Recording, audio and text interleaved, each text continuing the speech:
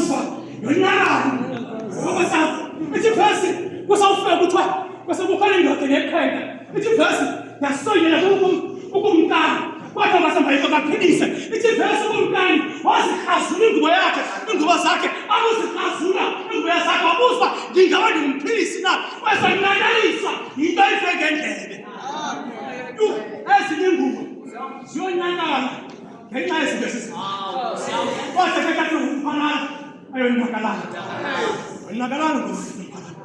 hasi ngokusayikhoma ukuze abantu bayibone lele uzakhoma ingubo yenkokheli i-umbrella yenkonzo ibishop i-umbrella yenkonzo ijonga zonke izinto zenkonzo zakhoma ingubo bathe ogaba koyekhomayo bathi ingubo kathepesini wabo nathi thepesini wamabishop zakhoma kazi ingubo thepesini wamabishop haleluya ayonakalana kodwa yazi abantu mhlawumbe bafuna unakalisa ingubo yakho into lawenze awubaleke nengubo yakho ukuze bangayonakalisa abantu because iyonakalisa ingubo iyonakalisa futhi wonakala umphefumulo futhi abanye azonakalisa ingubo abekho kude kunawe afishane kunawe azonakalisa ingubo kodwa awubaleke nengubo yakho nafika abanye abantu bacabisa bakusho awucabisi noma awuzuza ingubo nafika lento bethu kaDavide waqekisa umuntu waqekisa ngasathi isihlabo sakhe ungasathi enqwena because lento iqalalisweni ungasathi sayibona ingubo ibonakalise emphefumulweni ithi verse wasondela thaya xa inokwenza nje ukesama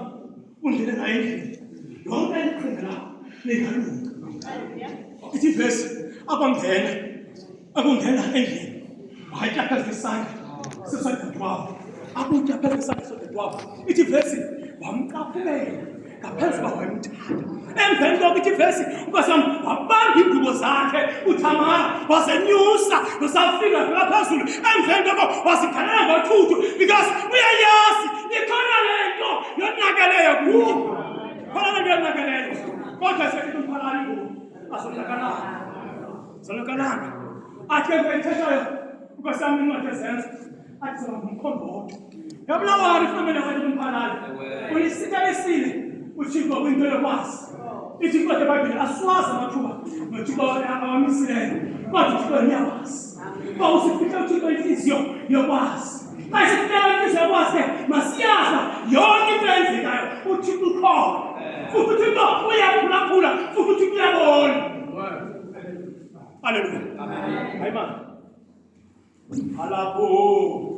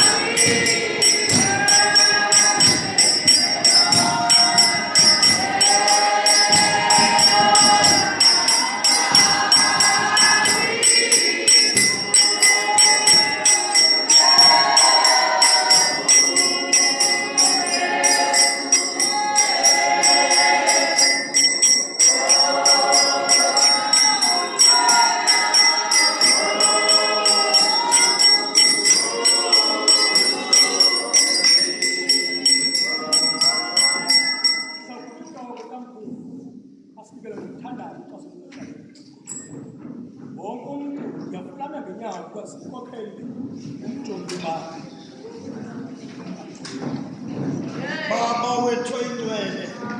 yisewe Nkosi yethu Yesu Kristu Thixo wethu onamandla onke emva kwemini njemoya oyingcwele kuza kutshona ilanga sihlangene kule tempilo Thixo wethu onamandla sihlanganiswa zezifemeli ezililayo Thixo wethu onamandla onke kumkanta ngawo nemini namhlanje xa sokuxhoma ingoma zalamagorha ekubandla laseZion Reform Thixo wethu onamandla onke yakumema ke Nkosi iba khona ube nguThixo sikubonile ubukhona bakho kwabasebeqhubile Thixo wethu onamandla onke benze kakuhle kwintsikelelo ukwenza kwabo Thixo wethu onamandla onke kumkanta nangu Bishop Manxeba Thixo wethu onamandla sayiza kuxhoma le ngubo kwesi sikhonkwane le ngubo yale nkokeli utata umphalala Thixo wethu onamandla onke nika amandla bawo kuze ngosathi amandla azawusebenza ngawo achaphazele ezifemeli zonke egameni loThixo ophileyo wenze lo msebenzi wandise ngaphezu kokucela kwam ngaye uKristu Nkosi yethu amen. Egameni ke lamabhishophu egameni ke likaBishop egameni labaprofethi bonke sangikhoma lo umphalalo eyisimbolo yesu because xa kushiyeka ingubo ithi loo nto leyo yisimo ngoku ndiyayikhoma ke egameni licawa iZion Reform Church